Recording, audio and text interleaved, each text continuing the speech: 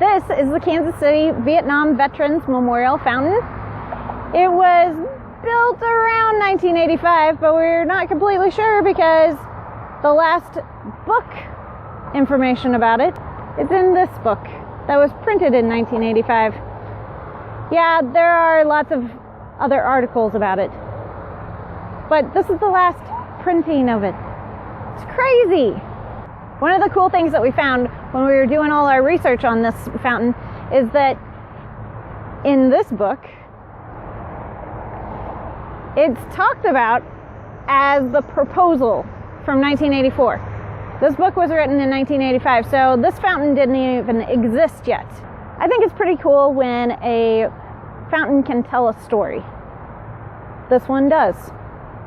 When you start here at the flagpole and you go and follow the water down the hill, you will find that the beginning has a small pool, and it represents the small involvement of America in the war. And then as you proceed down the hill, the pools get a little bit bigger. It ends in two pools, much like the divided nation that we became during the Vietnam War. Behind me is the Kansas City Vietnam Veterans Memorial Fountain. When you walk up to the fountain, you'll approach these two divided pools, and then as you walk up the hill, the pools change in depth and size and turbulence, and end in a much smaller pool to represent our decreasing involvement in the Vietnam War as it progressed.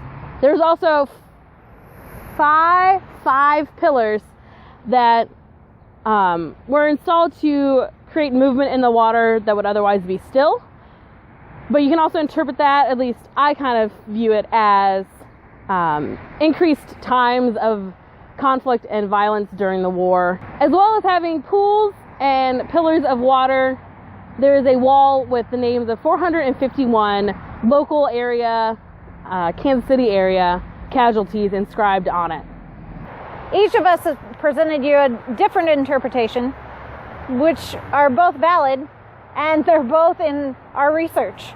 As time went on, the interpretation and the meaning of the fountain changed, which happens a lot in art. And fountains, we found, are a really cool art form. They can tell a story like this one does. They can be a great way to remember a person or a loved one, or someone who's been important to a city or a town.